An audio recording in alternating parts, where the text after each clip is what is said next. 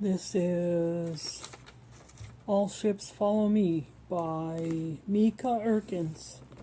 Chapter 11. Fout in the City. Amsterdam, the Netherlands, 1955. My mother hates the Netherlands. With its horizon-marring buildings and its pressing inhabitants, the thousands of unfamiliar eyes watching, scrutinizing her in the thick crowds of the Kalverstraat where they shop. The family doesn't live in one of those stately brick houses lining the canals, but rather deep in the West in Amsterdam, in the blocks of government housing. Else is 15. They moved an awkward age to transfer to a new school in this unfamiliar city. Bert is at university studying chemistry. Pim is also started his university studies, and Hanny is living with her husband Hans and pregnant with her second child at 23. Only little Rob and Else live in the Amsterdam apartment with their parents. Else learns to navigate on her bicycle the streets from West Amsterdam to her school in the Jordan, 1 block from the school where Aunt Frank hid during the war, and possibly the school Frank would have attended at her mother's age that had the war not intervened. Else is a shy, nature-loving girl who has spent very little time in any big city. The teens in their class have heavy Amsterdam accents. They are more mature in the ways that city kids are usually more mature, discussing films and music and current fashions about which Else has no clue. She's also one of only 2 girls in her class, as Dutch high schools are separated into different levels and emphasis, and this is the HBS Beta, the high school for kids studying math and science in the 1950s. Hardly any girls study math and science. Else becomes something of a ghost, silently floating in and out of her classes. She spends her free time reading and getting out of the city entirely, going on nature walks with the NJN, the Netherlands Youth League for Nature Studies, but as one of the 2 girls in the class, she can't avoid the inevitable attention from teenage boys. The following year, when she is 16, she'll get a boyfriend, Dick, who will be her only friend at school. Despite this, depression is the main thing she will remember about Amsterdam. Amsterdam, the Netherlands, 2014. When we are in Holland, my mother always stays with her brother Pim's wife, Boek, at her farm in the north, and I stay in an apartment in Amsterdam. I ask her multiple times to schedule time for us to visit her former neighborhood in Amsterdam, but she insists. Let me think about it, she says. I've already seen it, she says, and finally, I don't want to see it.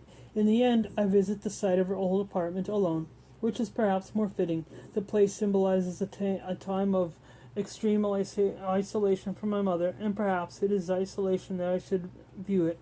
I bike there on a rainy afternoon, my hair slicked wet to my face and my clothes damp and cold because I don't have a raincoat. I cycle out of the center through the Wester Park until I find myself in the industrial area. I bike under the freeway overpass and I still keep going. It's much farther than I anticipated, 20 to 30 minutes away, and not at all the kind of neighborhood I imagined it would be when I arrive. I get a little bit lost in the maze of project buildings, all identical to one another. The streets are empty. One woman, her eyes averted, passes too quickly for me to stop her for her directions. I finally spot a man entering one of the buildings. Hello? Hi, excuse me. Fritz Konenstraat, I ask him. Sorry, I don't know, he answers in English, and with a heavy and Eastern European accent, he turns and vanishes inside the building. Cycling on, I find Fritz Konenstraat just 1 block over in the identical housing structure, and see that my mother's former home was in the middle of one of the large apartment blocks. I snap a photo of her former building, the brick now tagged with graffiti on the side. Laundry hangs to dry on most of the balconies, and the exterior is lined with pipe wrapped in foil insulation. The balcony door to my mother's former apartment is open, and I can see part of a stove, a woman cooking, and a toddler looking at me through the window. A man talking on his phone on one of the balconies looks down at me as I lurk by the tree in front of the building, and I give him a half wave and a smile, lamely hoping to connect and share with anyone, that my mother lived in with this building 60 years ago, maybe learn something more, be invited in, but he walks inside and shuts his door. A few weeks prior to my visit, a newborn infant was found in a public dumpster by a passerby who heard the baby's cries echoing up from the depths next to these buildings, only steps from my mother's former front door. Had the woman not passed the dumpster at 4 a.m., the baby would have been crushed in the garbage can compacting truck that would have mechanically lifted the container into the compactor that same morning. The police were unable to trace the child back to its parents. In a newspaper article in the Het Peru, residents describe the neighborhood. These are some high rises in this area. Who knows what goes on in those blocks? It's all very anonymous. The tragic story of the discarded child only intensifies my deep sense of the isolation and depression my mother felt while living in this place. Only after a few minutes I want to leave, so I get back on my bike to trek back to the city center with its picturesque canals and romantic drawbridges. There is nothing more to see here. A dark melancholy sets over me while I ride back through the neighborhood. The difference between this place and the cottage in Hoog Sorin is stark. It seems unjust to ask an introverted child who has spent the past decade in the woods in a fairy tale chalet to adapt to this urban environment. I visit my mother's old school building in Amsterdam. Before it was my mother's school. In the 17th century, it was the home of one of the biggest slave traders in the Netherlands, the Kooijmans family. I think about the Kooijmans' descendants today, and whether they feel the inheritance of shame. Ironically, today the building houses Amnesty International. Between a slave trader and a human rights organization, my mother sat within the brick walls at Kirstengratch 177. And this too feels symbolic to me. A child on this timeline of history existing between the extremes of human behavior and morality. I am also struck by how close this former school is to the Anne Frank house. My mother would have been in school there the year that Otto Frank established the house one block over as a museum, saving it from demolition and development. She would have been well aware of the family and of Anne Frank's diary, which had just been published and was a sensation in Amsterdam. She would have been aware of the reminders everywhere in Amsterdam of the fate of the Jews who had suffered in the city only a decade and a half earlier. When I asked her about this, the conversation quickly becomes uncomfortable, though illuminating. When you saw the Anne Frank house every day, were you reminded of your father? I mean, did you connect it to your family's membership in the NSB, I asked. My mother's face goes blank, and I realize that she had not connected the two until just this moment. No, I didn't. No. I knew what happened to the Jews, and I knew it was awful, but I didn't think of that having anything to do with my dad. Now that you ask, I wonder why I never thought about it that way, but I didn't. Did you think that why the parents went to jail? He was a member of a bad political party. But you didn't connect it to the Nazis or the Holocaust? My dad never betrayed any Jews. He had Jewish friends.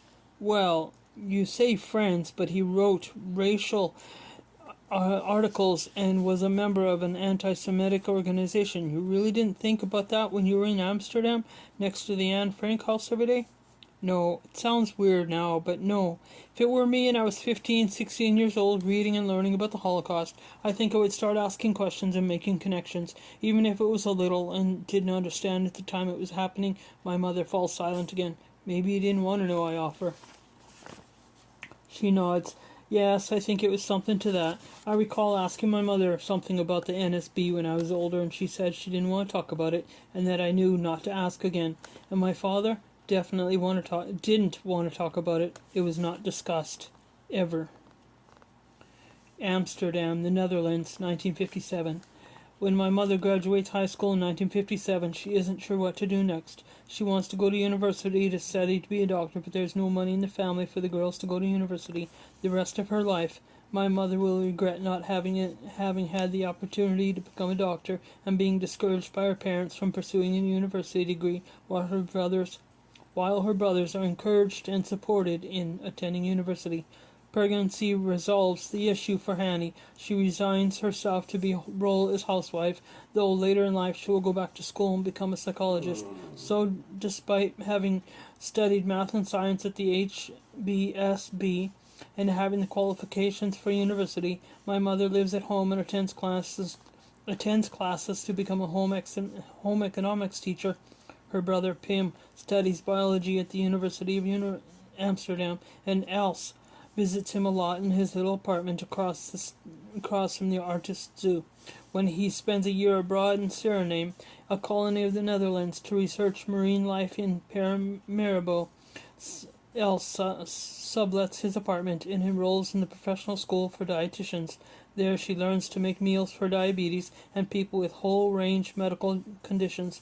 For the first time in Amsterdam, she makes real friends, including her best friend, Book, a tall, blonde, blue-eyed woman after whom my sister will later be named. When Pim returns from Suriname after a year, Else brings back Book around to his apartment, and the two are smitten with each other. Else and Book are both accepted for an internship at the hospital in Paris, so the best friends eat croissants and practice their French for a year. A year of fun and adventure for my mother. When they return to the Netherlands, they both apply for the same job at the hospital in Leiden, and the hospital decides to create two positions so the best friends can continue to work together, writing menu plans for patients in the hospital. Meanwhile, Pim visits his sister and his sweetheart a lot, and Else's best friend becomes her sister-in-law when Book becomes pregnant. Back in Hoog Soren, a letter arrives at the Red Pan one day. The envelope reads merely Else de Kock, Hoog Soren, the Netherlands. The village is so small that the mailman knows the family has moved to Amsterdam. He forwards the letter to their address there, and the letter is forwarded from there to Leiden, where my mother works in the hospital. The letter is from my father and asks if she might want to correspond with him. In the United States, he has come to the conclusion that he wants to meet a nice Dutch girl, but he has found that there aren't too many of those in California. Before Chef's father traveled to Indonesia to work as a doctor, Chef's parents were friends with Else's parents. The families rekindled a friendship when my father's family returned to the Netherlands from Indonesia and my mother's parents were released from prison. My parents often say that was likely the friendship endured because my father's parents weren't in the Netherlands during the war and didn't have the perspective of those who had lived under Nazi occupation. Further, they had experienced their own imprisonment. They did not have the context and judgment of the Dutch friends who turned their backs on my mother's parents.